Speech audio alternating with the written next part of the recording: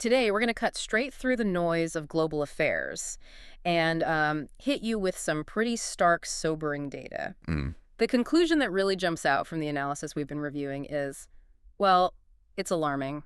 Global peace is deteriorating for the sixth consecutive year. And maybe more ominously, geopolitical fragmentation is now actually exceeding the levels we saw during the height of the Cold War. It's an unnerving reality, for sure. So the mission of this deep dive is to unpack the systemic forces that are, driving this global slide. Exactly. We've synthesized material primarily from the Global Peace Index, or the GPI, which is really the leading measure of global peacefulness. Right. And we've put that alongside strategic reports detailing this accelerating great power rivalry and, of course, the rapid evolution of the AI arms race. And the scale of this shift it's just breathtaking. You look at the raw numbers. Yeah. I mean, global military spending hit a record $2.7 trillion in 2024 That's a 9% increase. in a single year. And looking long term, overall peace has deteriorated for 13 of the last 17 years.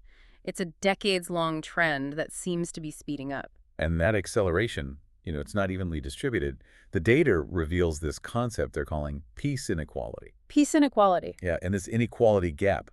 So the difference between the most peaceful nations and the least peaceful, it's widened by 11.7% in just the past 2 decades. That's a fascinating but also a pretty terrifying concept. Oh, yeah? What does peace inequality actually mean for global stability? Well, I mean, stability is fast becoming a luxury, something available only to this diminishing club of nations. Right. When the difference in stability widens this fast, it generates these massive ripple effects. You get refugee crises, economic shocks, supply chain disruptions that eventually reach even the most secure countries.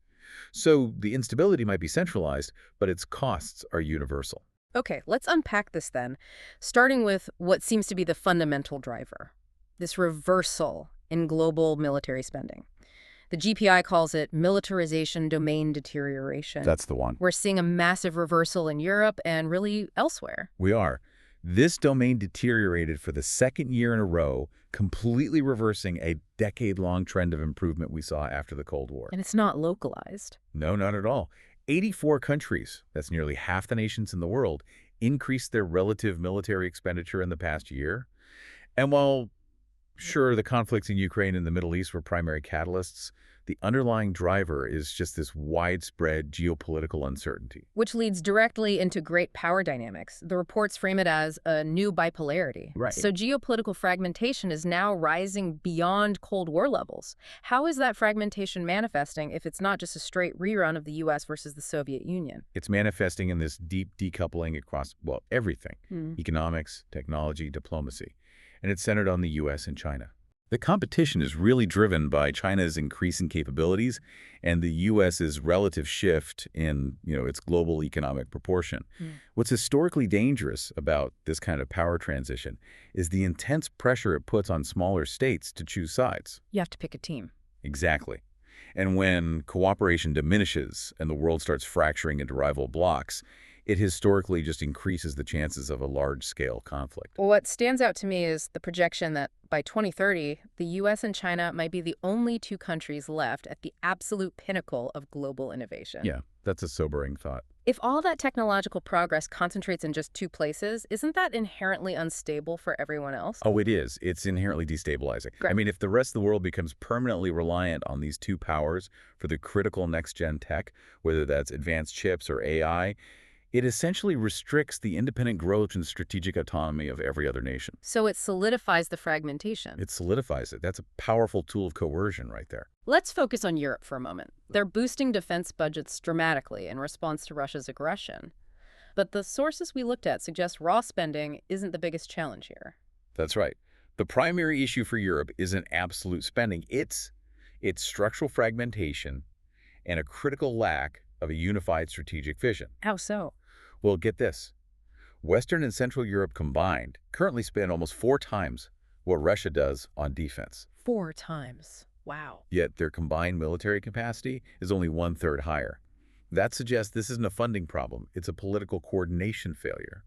They're spending vast amounts, but getting diminishing returns on actual defense integration and efficiency. And of course, you can't discuss militarization or great power rivalry without touching on the nuclear element, especially with the rhetoric being so high. That gap remains critical and, frankly, chilling.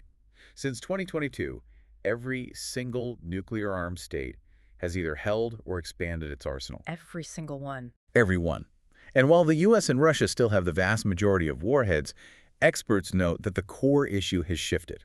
It's not just about raw destructive capability anymore. We've known that for decades.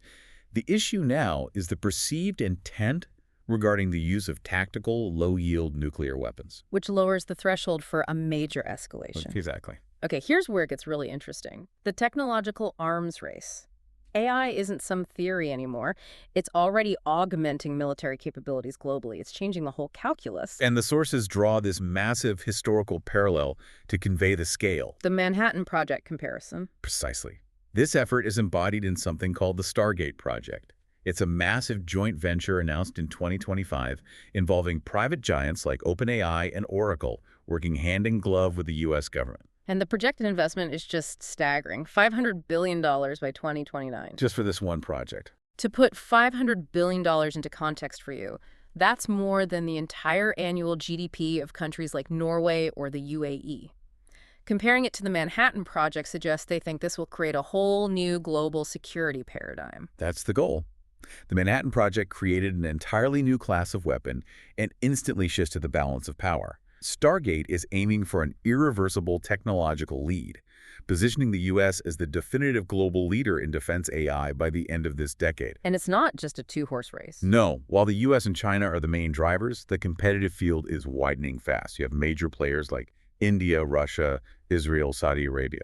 They're all making significant investments now. What's most striking, though, is seeing these systems deployed right now, in active conflicts. How is AI actually changing operations on the ground? We have some very concrete real-time examples. In Ukraine, for instance, AI is fundamentally augmenting their ISR. That's intelligence, surveillance, and reconnaissance. They're using software like Palantir's Meta-Constellation and their own system called Delta to just aggregate vast amounts of real-time data. We're talking drone imagery, satellite photos, intercepted communications. All at once. All at once. It lets commanders build this comprehensive, instantaneous operational picture that was just, it was impossible a decade ago. And then we have the more controversial examples of algorithmically driven targeting used in the Gaza war. Yes. Israel utilized AI extensively for target identification there. Two specific systems were cited. One called the Gospel, which recommends specific buildings and structures for targeting. And the other? The other is Lavender, a system used to identify individuals, mostly low-ranking militants, with a reported accuracy rate of 90%.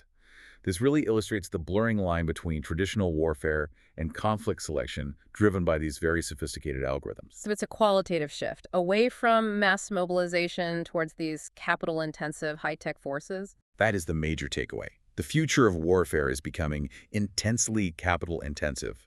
It's focused on autonomous systems, so drones, unmanned underwater vehicles, UUVs, And cyber. and precision-guided munitions. China, for instance, isn't just catching up. They're rapidly advancing in stealth, in UAVs and UUVs, and in complex counter-space systems.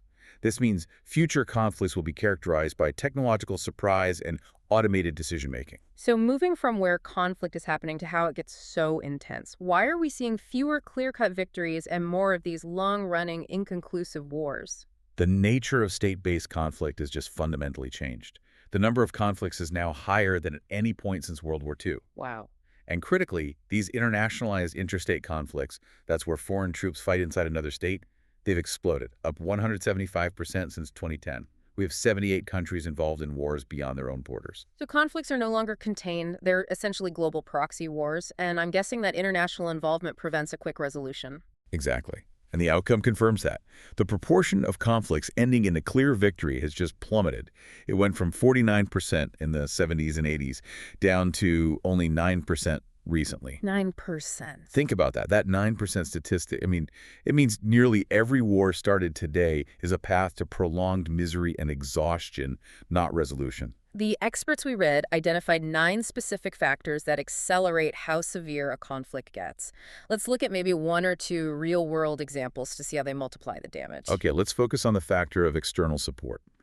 When a government gets significant outside military aid, it can sustain a much larger and longer war effort than it could on its own. A key example is the Sri Lankan Civil War, specifically the final phase, Elam War IV. Significant support from China, Pakistan, Russia, and Iran provided critical military aid, hardware, loans, All the tools of war. all of it. And that enabled the Sri Lankan government to sustain this massive, enlarged war effort that led directly to the final high-fatality stages of that war. And what about when multiple factors converge? Well, the ongoing Sudan Civil War, which began in 2023, is just a tragic example of several factors converging at once. Such as? You have urban onset, accessible terrain, high logistical supply, external support, and deep-seated ethnic exclusion.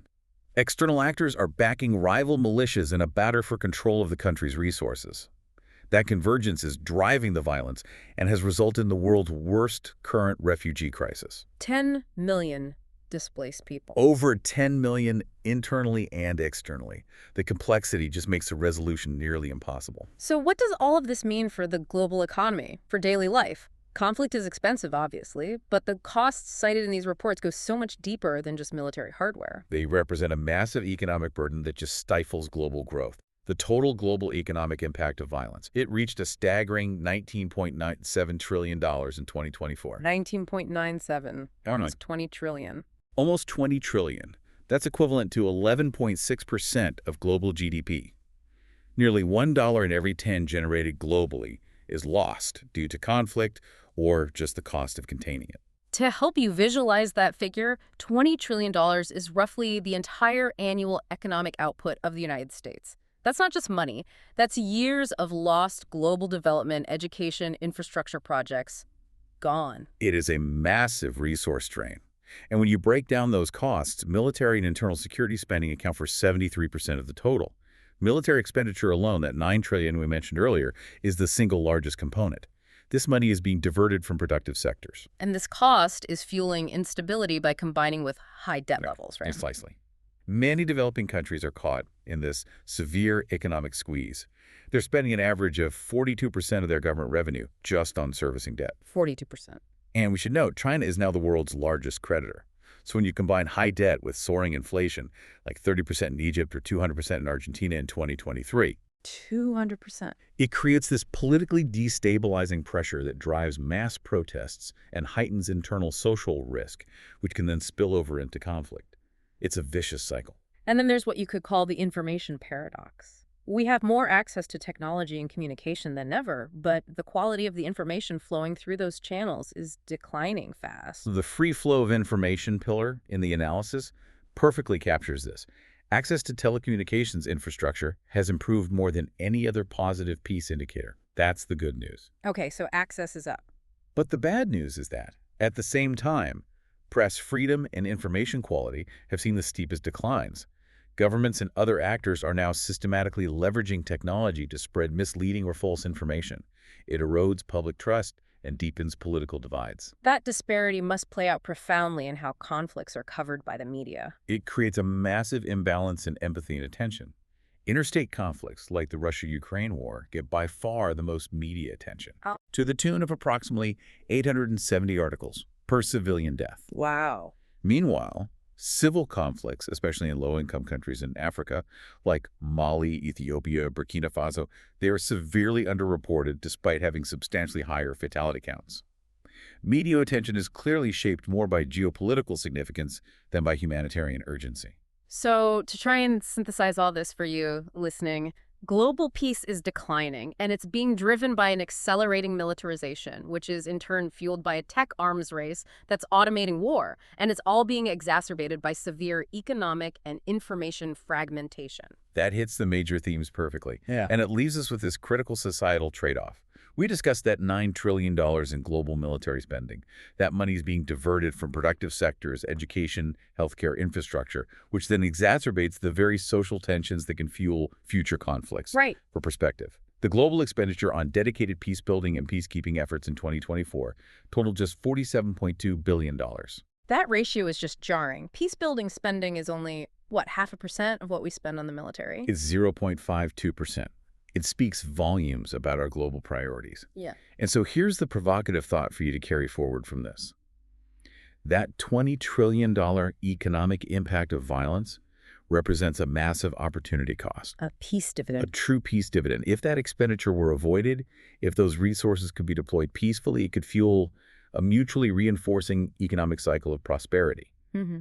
So the ultimate question for the future is whether shared global crises, specifically something like climate change, which demands unprecedented cooperation to solve, will finally be the external force that compels nations to divert those trillions away from conflict and into peaceful shared development.